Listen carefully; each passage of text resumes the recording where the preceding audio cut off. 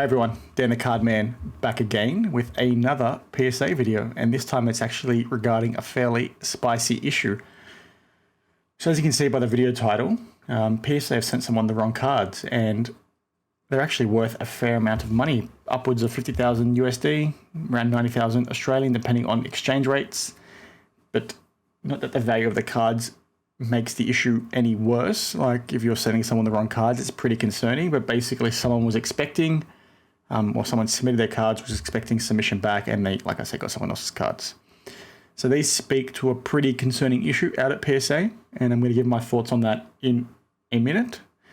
Not sure where within the process this issue occurred, and depending on where it did, it probably speaks to a larger problem, which I'll speak about a little bit later. But yeah, this could be a fairly systemic or pervasive issue within their control environment, within their process, that might speak to more issues coming up later on. So let's just wait and see. But basically, I stumbled across, like I said, on social media, this individual have a YouTube channel, Certified Sports Cards. They have a few thousand subscribers, around 4,000 if I recall.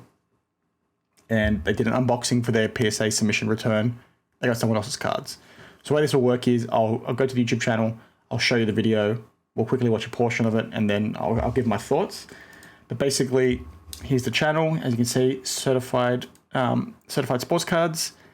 Please give them a like and a follow if you haven't seen this video already. I've put a link down in the description below, so please click on that, watch the video, come back, and then hear my thoughts. But yeah, give them a follow. They seem to be doing really good content.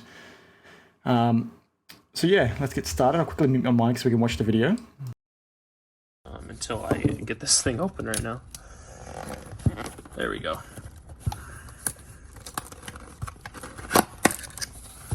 All right. Here we go. What the heck?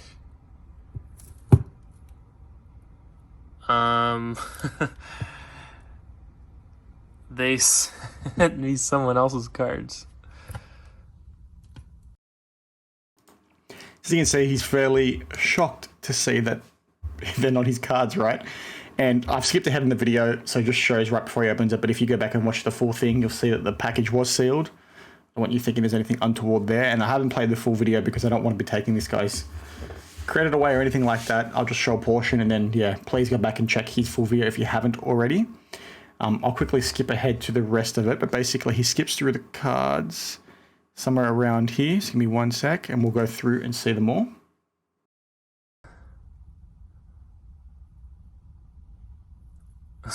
So there's a PSA 9 Jordan, a Kobe card, So I'll have to reach out to PSA on this.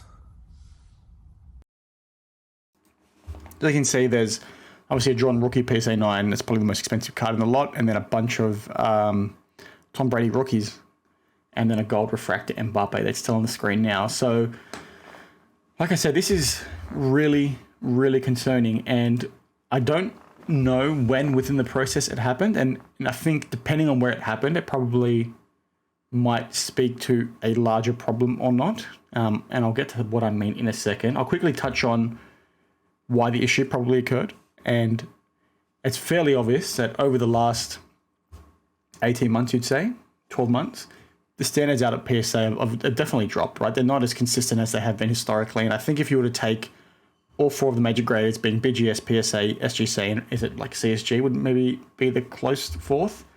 If you were to take those four guys, give them 10,000 cards each, you'd probably get the most consistency out of PSA. And I think there's a reason why, and the logic I have there with BGS being close second, is that PSA have got their name for a reason, right? They've been fairly consistent over the years, so that's why I probably have that opinion. So I think I mentioned this in my last PSA video, that because they're pumping through so many cards, and they're doing like 200,000 cards a week, which is a crap ton of cards. And I think like last week they did around 270,000. I don't recall what it was off the top of my head, but they're pumping through so many cards, right? So in order to keep up with that demand, they've obviously had to bring in new people. And I think I mentioned this in my last video, that they shouldn't be grading cards as poorly as they have been, because if you've seen videos, people have gotten back 6 or 7s, cracked them, resubmitted with PSA or other companies, and gotten 9s and 10s, right? And that shouldn't be happening, but you can sort of cut them some slack because they're pumping through such an incredibly high volume of cards that mistakes are bound to happen. And obviously, to keep up with that demand, they've had to bring in new people that are probably not that experienced, not used to getting through that many cards. So they lose that consistency. Mistakes happen, right? They drop that standard slightly. Now, it's not a good thing, but as a business, the only way you can learn is by doing, right? So eventually they're going to get better at handling that kind of volume. So those mistakes should be less and less as we progress, right? Now, I think that's probably, or it's very definitely flowed through into what's caused this, right? Because they're pumping through so many cards that this mistake has happened because somebody's made a mistake somewhere. Now, depending on when it happened within the process, like I mentioned earlier, it probably speaks to how systemic this problem is out at PSA. Like, for example, like it sort of doesn't matter where the mistake happened, right? Because the mistake needs to be rectified. But what I mean is, if the mistakes happen at the very end of the process when they're shipping the cards and somebody's just misplaced something, that's a really simple problem to fix. Like, that's not a mistake that should have happened, right? And let me be very clear, PSA should not have made this mistake. This is something that is so easily avoided and is so easily controlled that the mistake shouldn't have occurred. So it's like really shit on them that it's happened. But like I said earlier, given they're pumping through so many cards, I'm not necessarily super surprised. Now, if it's happened at the end of the process and somebody's just simply packaged it incorrectly, that's really easy to fix. Like really, really easy to fix. You just have another control implemented that monitors for this stuff moving forward. Like I would have thought something like this would have already been in place. But the reason why I say, depending on when it happened within the process, it's more concerning than not. Like I think if this was to happen at the very start, like they were cataloged under the wrong customer from the get-go, so it's gone through this whole process, that's really concerning and they need to fix that. Or if it's happened in the middle of the process, like the cards have been misplaced mid-process, right? That's probably the worst of the lot because it just shows that, or it speaks to, I should say, that there's probably not a very robust enough control environment in place to mitigate against things like this. So I'm really curious to see what PSA are going to come out and say. Like initially when I thought, and some people might think, I think I saw some comments around maybe this person has the same name, right?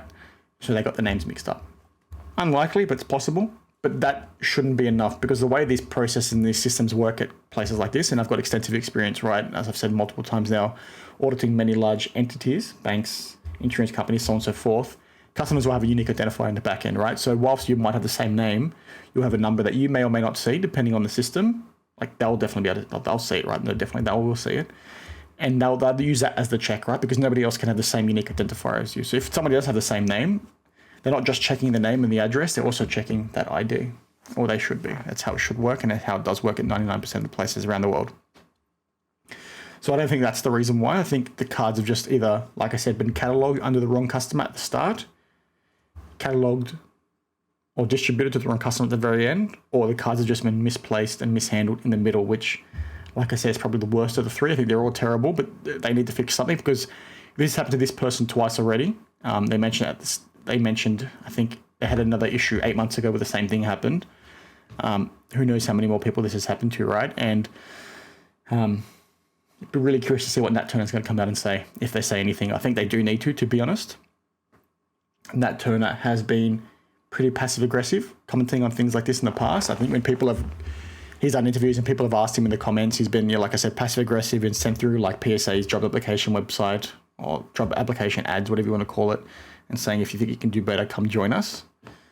Which is probably a crap thing to do, to be honest, but it is what it is. So I'm curious to see if he's going to come out and say something. I think they probably do need to answer it because, like I said, I don't know how much comfort I would have submitting a card to PSA now, dealing with the inconsistencies associated with the volume and new graders coming in, and then mistakes like this happening. So it's fairly concerning. So please, like I said, give Certified Sports Cards a like, give them a follow if you like their content. Please do the same for mine. Keen to get your thoughts below on what you think of this and whether you've heard of anything like this happening yourself. But it's just really concerning, and I think, like I said, it just speaks to a pretty major problem out there, and we'll see whether they can fix it or how often this happens, or if it does happen again, right? Because there's still a lot of cards in that backlog, and I'd be pretty concerned if I had cards coming, to be honest. I don't understand how this mistake happens. Somebody's not done their job. So yeah, hope you liked the video. And as always, I'll see you in the next one. Cheers.